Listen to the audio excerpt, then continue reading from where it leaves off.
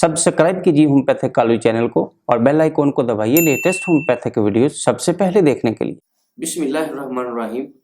मैं homeopathic doctor गुलाम शबीर हुसैन आपसे मुखातब हूँ। आज मैं आपको इस वीडियो में जो बताने जा रहा हूँ वो है ऑपरेशन से पहले और बाद में एहतियाती होम्योपैथिक मेडिसिन के बारे में। ये बहुत ही अहम टॉपिक है क्योंकि बाज़ औक़ात लोग ऑपरेशन से बहुत ज़्यादा खौफज़दा होते हैं और कुछ लोगों को कुछ कॉम्प्लिकेशन आनी शुरू हो जाती है। साइकोलॉजी अफेक्ट उनके ऊपर यानी नफ्सियाती दबाव बहुत ज़्यादा होता है। तो ऐसे में होम्योपैथिक ऑपरेशन से पहले या ऑपरेशन के बाद मरीज के लिए बहुत ही फ़ायदेमंद मेडिसिन मिलती हैं। उनके बारे में मैं आज आपको बता रहा हूँ। इससे पहले कि मैं आपको इन मेडिसिन के बारे में बताऊँ, आप अगर नए हैं तो मेरे इस चैनल को सब्सक्राइब कर लीजिए ताकि मेरी अच्छी होम्योपैथिक की मालूमात के मुतल्लिक वीडियोस आपको बर वक्त मिलती रहे और आप इससे भरपूर तौर पे फ़ायदा उठाते रहें। चलिए मैं आपको बताता हूँ। ऑपरेशन से पहले बाज़ लोगों को शॉक लग जाता है। अगर ऑपरेशन से मरीज इतना खौफज़दा है तो आप वहाँ आर्निक का 1000 ताकत में आध घंटा ऑपरेशन से पहले 1-2 ड्रॉप्स जुबान के ऊपर टपका सकते हैं, यानी 1-2 कतरे 2 कतरे जुबान के ऊपर जुबान से ले सकते हैं। आर्निका वर्नम की एक खुराक ही काफ़ी फायदा देती है। नंबर 2 पे बाज़ लोगों को सर्जिकल शॉक हो जाता है। ऑपरेशन से मरीज जो है उसको काफ़ी टेंशन महसूस होती है।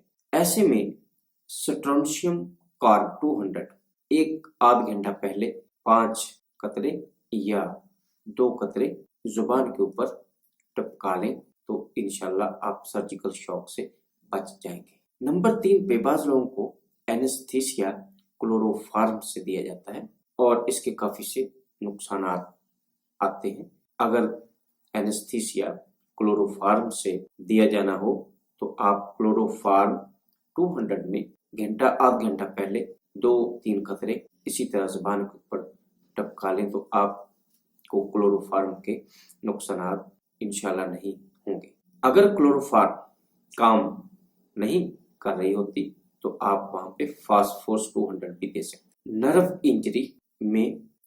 इंजरी में भी आप होम्योपैथिक की मेडिसिन से बहुत ज़्यादा फ़ायदा लेते हैं। जैसा कि बाज़ का नाखून ख़राब हो जाता है और उसको उतारना पड़ता है तो उसके नीचे जो नर्व होती है वो इंजर्ड हो जाती है, उसमें बहुत ज़्यादा तकलीफ आ जाती है। उस वक़्त आप हाइपेरिकम 200 या 1 दोनों में से जो भी आपको मिल जाए उसकी एक खुराक लेने से इंशाल्लाह आप नर्व इंजरी से बच जाएंगे। ऑपरेशन के बाद बाज़ लोगों को खून बहुत ज़्यादा आना शुरू हो जाता है।